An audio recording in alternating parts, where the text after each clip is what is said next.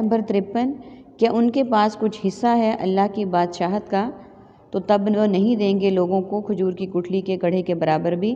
یعنی اس آیت میں یہ کہا گیا ہے کہ اگر ان لوگوں کو دنیا کے مال میں سے کچھ چیزوں کا حصہ بنا دیا جائے، کچھ چیزوں کی ملکیت ان کے ہاتھوں میں دے دی جائے، ان کو مالک بنا دیا جائے، تو تب وہ کیا کریں گے؟ وہ اس میں سے لوگوں کو کھجور کی گٹھلی کے گڑھے کے برابر بھی نہیں دیں گے۔ کھجور کی گٹھلی کے گڑھے کے برابر یہ ہے کہ جو کھجور کی گٹھلی میں درمیان میں ایک بالکل جہاں پہ وہ گٹھلی ملتی ہے، ایک بنتی ہے دراڑ سی، اس کے برابر بھی وہ کسی کو نہیں دیں گے۔ یعنی یہ اللہ تعالیٰ ہی کی ذات ہے جو ہر ایک کو انصاف کے ساتھ دے رہا ہے، جس کو جو چاہتا ہے دیتا ہے۔ اگر یہ بادشاہت انسانوں کے ہاتھوں میں آ جائے اور خاص طور پہ ان لوگوں کے ہاتھوں میں، تو یہ تو کسی کو کھجور کی گٹھلی کے گڑھے کے برابر بھی نہیں دیں گے۔ یا یہ حسد کرتے ہیں لوگوں سے، یعنی کیا یہ لوگوں سے جلتے ہیں، حسد کرتے ہیں؟ کس بات سے؟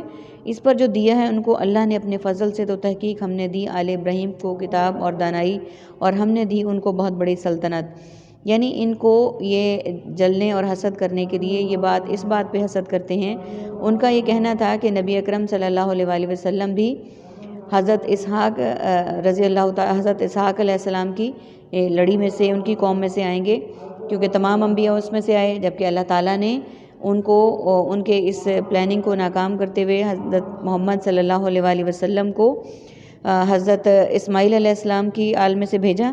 تو اس لیے وہ نبی صلی اللہ علیہ وآلہ وسلم کو نہ مانتے تھے، نہ ان پر یقین رکھتے تھے، اور وہ ان سے حسد کرتے تھے، اور نہ ہی وہ ان پر ایمان لاتے تھے۔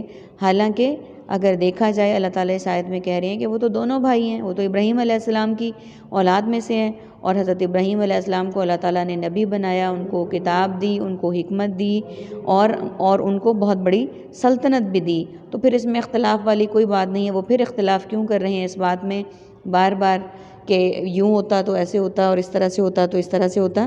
تو اللہ تعالیٰ فرما رہے ہیں، اور مخاطب سارے یہود اور نصارہ ہیں، کہ پہلے جو نبی بھیجے وہ تو حضرت اسحاق علیہ السلام کی آل میں سے تھے، اور جو معجزات انہوں نے ڈیمانڈ کر کے ان سے طلب کیے، جو معجزات انہوں نے مانگے، اللہ تعالیٰ نے وہ معجزات بھی پورے کیے، کتاب بھی دی، اور جس طرح سے یہ چاہا انہوں نے ویسے سب کچھ پورا کیا۔ تو پھر یہ ایمان کیوں نہیں لائے؟ یعنی ان کو اللہ تعالیٰ نے ان کی ڈیمانڈ کے مطابق ان کی پسندیدہ مطلب حضرت اسحاق علیہ السلام کی قوم سے بھیجا، کتاب دی، دانائی دی، بہت بڑی سلطنت دی۔ جس طرح یہ نبی صلی اللہ علیہ وآلہ وسلم پہ الزامات لگاتے تھے کہ یہ عام شخص ہیں، اگر یہ خاص ہوتے تو ضرور اس میں اللہ تعالیٰ جو ہیں وہ کوئی نہ کوئی ان کو سلطنت بڑی دیتے، ان کے ساتھ جتھے بڑے بڑے ہوتے، سردار ہوتے، سب کچھ ہوتا۔ لیکن اللہ تعالیٰ نے فرمایا کہ پہلے نبیوں کو تو یہ سارا کچھ دیا میں نے، پھر تم لوگ ان پر ایمان کیوں نہیں لائے؟ اور جتنے معجزات یہ طلب کرتے رہے، وہ انہوں نے معجزات بھی اللہ نے ان کے پورے کیے، جیسا کہ حضرت موسیٰ علیہ السلام کو معجزے دیے ید بیضا کا اور عصا کا، اور حضرت عیسیٰ علیہ السلام کو معجزات دیے کہ وہ کوڑی کو ٹھیک کرتے تھے، پیدائشی اندھے کو وہ بینائی دیتے تھے، اور اس طرح کے بہت سے معجزات۔ پھر یہ لوگ ایمان کیوں نہیں لائے؟ تو ان میں سے کوئی تو ایسا ہے کہ ایمان لایا اس پر۔ اب کس پر ایمان کی بات ہے؟ وَمِنْهُمْ، اور ان میں سے من صدا، جو رکا رہا، انہ اس سے، وکفا، اور کافی ہے، بجہنم، جہنم، سعیرہ، دہکتی ہوئی۔ یعنی ان میں سے کوئی ایسا ہے، اس آیت کو ہم یہاں مکمل کریں گے۔ ومن، اور پہلے ہمارے پاس ورڈ ہے عربک کا صدا، رکا رہا، سعیرہ، دہکتی ہوئی جہنم، منہم، من جانب، منوعن، اظہر، من الشمس، کفا، کافی، کفایت کے لیے اردو میں بولتے ہیں ہم۔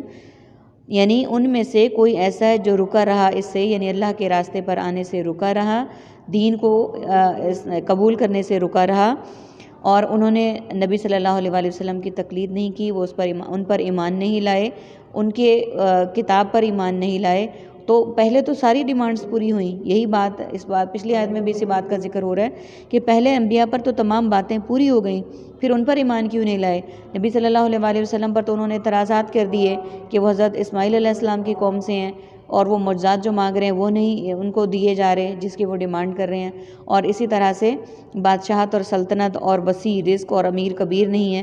تو پھر پہلے یہ ہے کہ اور ان میں سے کوئی ایسا جو رکا رہا اسے، یعنی کچھ تو ایمان لے آئے، کچھ رکے رہے، اور جو رکے رہے ہیں ان کے لیے اللہ تعالیٰ نے فرمایا کہ ان نہ ماننے والوں کے لیے کافی ہے دہکتی ہوئی جہنم۔